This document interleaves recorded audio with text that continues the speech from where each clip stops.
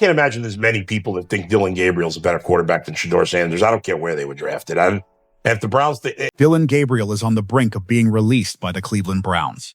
That sentence alone tells a complete story. Not traded. Not quietly stashed on a practice squad. Not handed a development contract and told to wait his turn. Released. And if you want to understand exactly how the Cleveland Browns arrived at this moment, you have to go back to the podium, where Kevin Stefanski stood in front of cameras and compared a backup quarterback to a top-tier Intel processor. Stefanski described Dylan Gabriel as a supercomputer, a player built differently, processing the game at a level that other quarterbacks in the building simply could not match. That quote did not stay in the press conference room. It immediately detonated across talk shows, media panels, and comment sections from coast to coast. Analysts picked it up. Podcasts ran entire segments on it. Social media treated it like breaking news from the future. For months, the conversation surrounding the Cleveland Browns quarterback room was hijacked by one central question. Was Dylan Gabriel actually a legitimate threat to Shedeur Sanders for the starting job? The answer, as of Combine Week 2026, has been confirmed by the roster itself, and the answer is no. This isn't just a roster move. This is a full-blown reality check. So who exactly is Dylan Gabriel? He was selected within the top 100 picks of the 2025 NFL Draft, a meaningful organizational investment for a player who came into the league carrying well-documented physical limitations. This was not a late-round flyer on a project. The Browns spent real draft capital on Gabriel, which made Stefanski's subsequent praise feel even more loaded and intentional. Scouts around the league consistently flagged his size as a concern at the NFL level. His arm strength did not project as a weapon in a professional passing game. His ability to consistently deliver the football outside the numbers against NFL-caliber defensive backs was questioned repeatedly during the pre-draft evaluation process. These were not minor stylistic concerns. These were structural questions about whether his game had the foundation to hold up when the competition sharpened and the margin for error disappeared entirely. Yet Stefanski stood at that podium and framed him publicly as though Cleveland had found something the rest of the league had completely overlooked. The supercomputer label was not casual praise dropped in a routine media availability. That kind of language is deliberate. It sets expectations. It generates headlines. And in this case, it manufactured a quarterback competition that the tape on the field was not supporting at any point during the 2025 season. The internet went wild. Talk shows ran with it. And suddenly, we had months of debate over a comparison that aged like warm milk.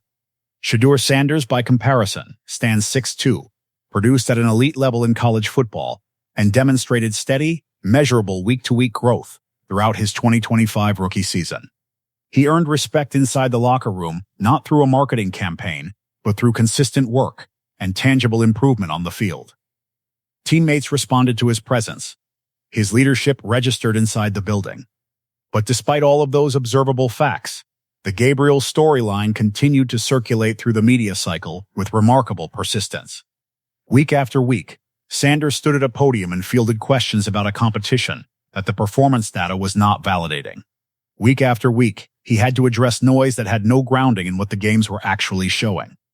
The tape didn't lie, but the noise kept trying to override what everyone could see. The league's evaluation of Dylan Gabriel removes any remaining ambiguity from this situation.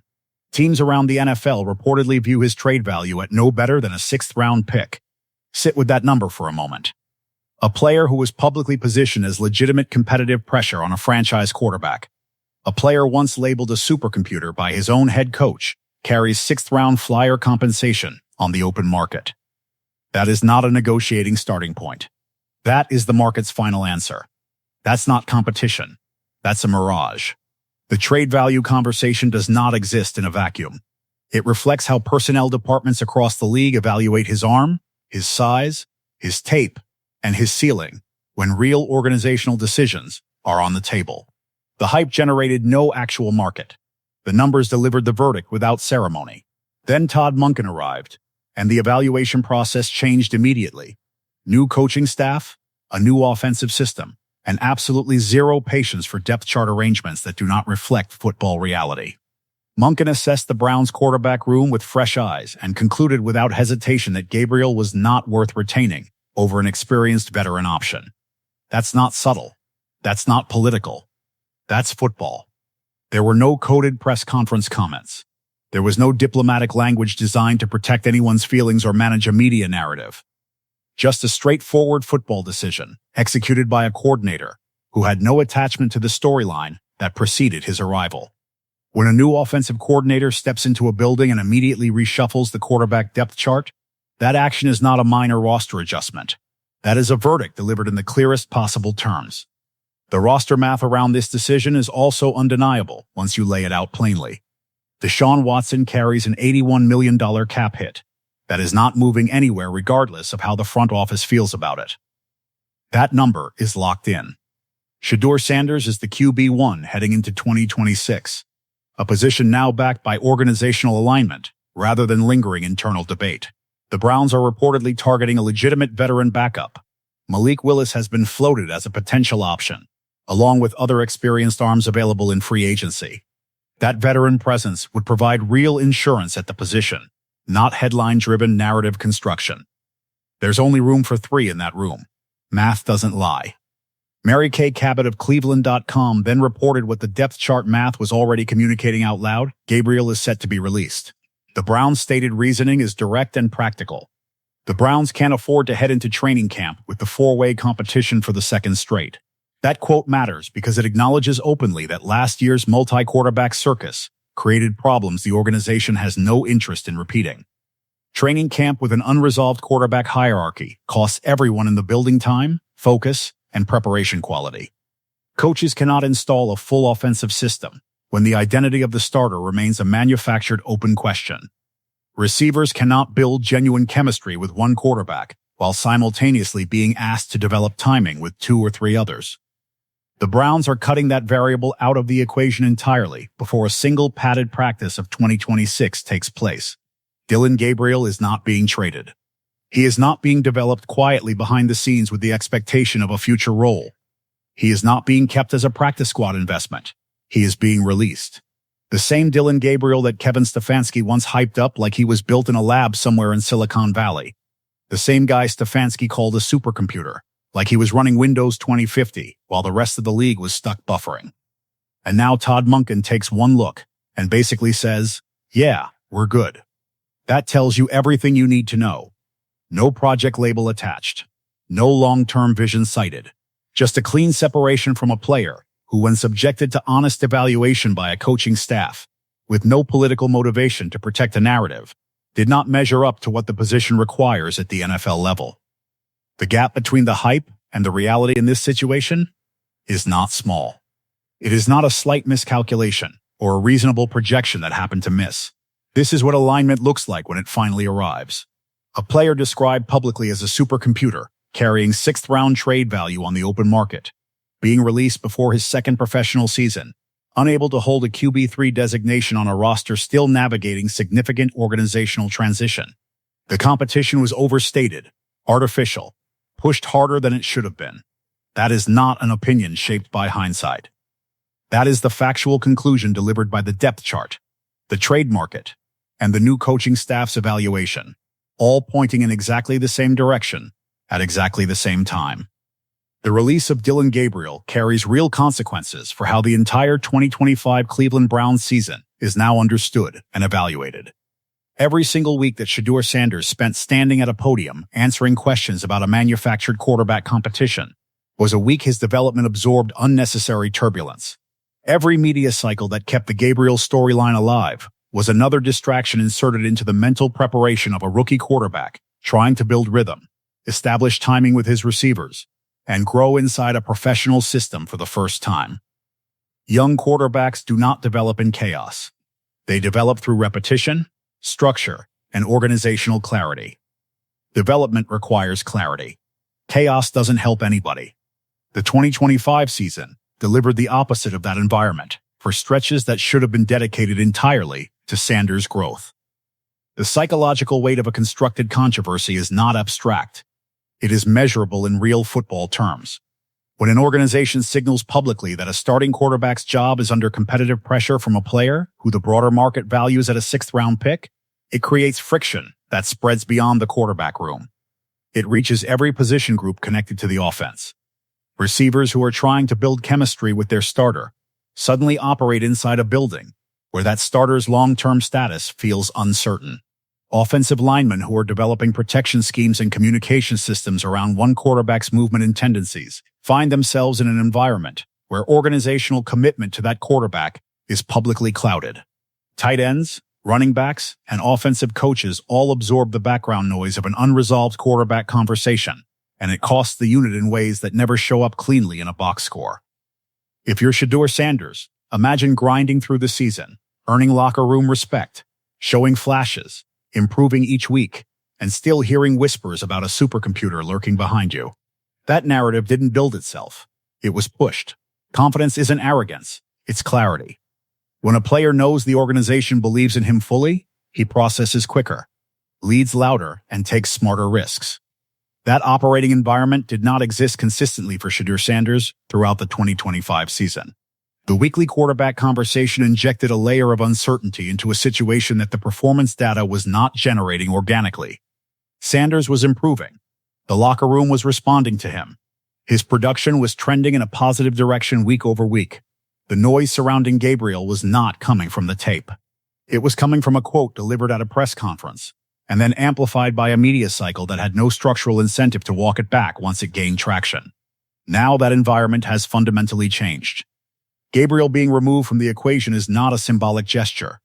It sends a direct, unmistakable signal to every person inside the Browns facility before a single day of 2026 training camp arrives. There is no competition. There is no debate. There is no storyline to manage. Shedeur Sanders is the quarterback. The depth chart doesn't play politics. When the player framed as a serious challenger to the starting position cannot secure a roster spot as the third quarterback on the depth chart, the organization's direction becomes impossible to misread.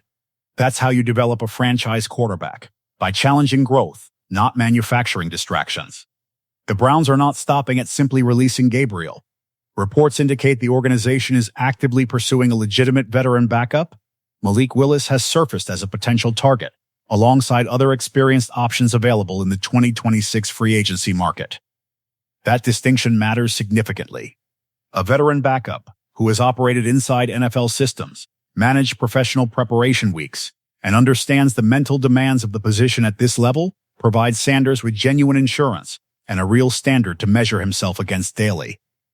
That is fundamentally different from the dynamic that existed with Gabriel, where the competition had no legitimate market validation behind it. That's not competition. That's depth insurance. That's how stable organizations operate. The media accountability dimension of this story deserves direct attention because the coverage did not exist in a vacuum. Analysts and talking heads who built segments around the Gabriel supercomputer narrative, who questioned why he was not receiving more reps, who treated the quarterback competition as an organic and developing situation. Those positions now face a straightforward accountability test. The player framed as legitimate pressure for a QB1 job is being released before his second NFL season. The voices that pushed the Gabriel narrative hard, the ones who insisted there was a real debate, the ones questioning why the supercomputer wasn't getting more reps. That take didn't age well. When your so-called contender gets released for not measuring up, you can't just hit delete and move on like it never happened. The pivot problem compounds the accountability issue. Once Gabriel's release becomes official, the natural media instinct is to treat the outcome as having been obvious all along, to frame the situation as though the conclusion was always clear, and the coverage simply reflected genuine uncertainty at the time. That revision does not hold up. The competition was not presented as speculative or unlikely. It was presented as real, developing, and worth sustained coverage across multiple platforms throughout the 2025 season. That's exactly why independent coverage matters. You've got to challenge shaky narratives while they're happening, not after the dust settles. Film doesn't lie, and neither do roster moves. The analysts who pointed to the tape consistently, who identified the gap between Gabriel's actual NFL profile and the hype surrounding him, and who questioned whether the competition had any genuine foundation, they were reading the situation accurately from the beginning. Zoom out to the Browns' front office level, and the organizational reset taking shape becomes even more significant. Andrew Berry is operating with a long-game framework heading into 2026.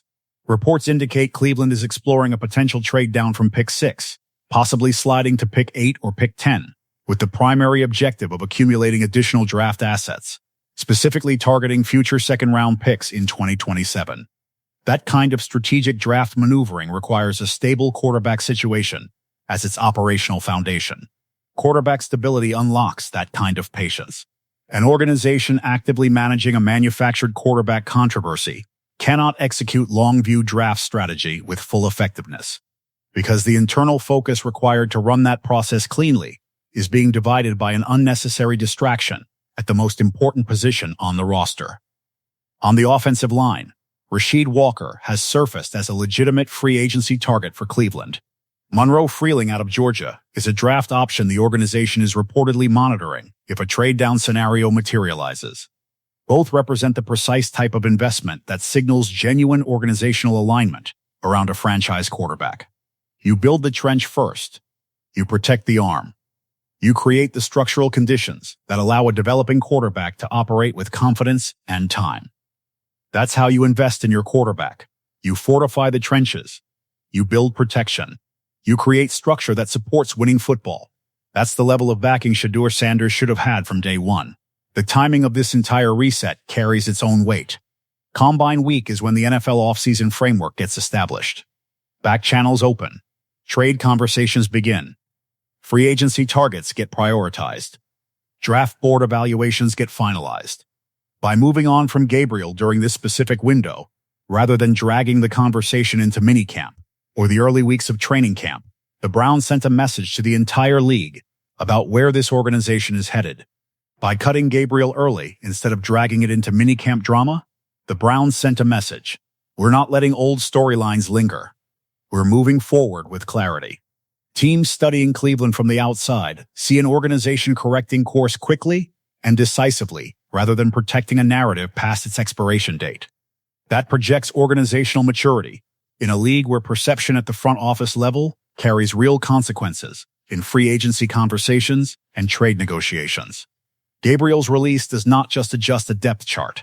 It officially closes the chapter on Kevin Stefanski's quarterback evaluation approach in this specific situation, and it confirms what the performance data was communicating throughout the 2025 season. Shedeur Sanders was the direction all along. The organizational alignment now matches that reality across every layer: locker room, fan base, front office, and coaching staff.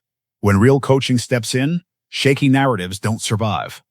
That alignment, built on honest evaluation rather than manufactured storylines, is the actual foundation the Cleveland Browns are constructing their 2026 season upon. And for Shedeur Sanders, entering his second NFL season with that kind of unified organizational support behind him, rather than manufactured noise in front of him, the difference in development environment could not be more significant. That's a powerful combination in this league.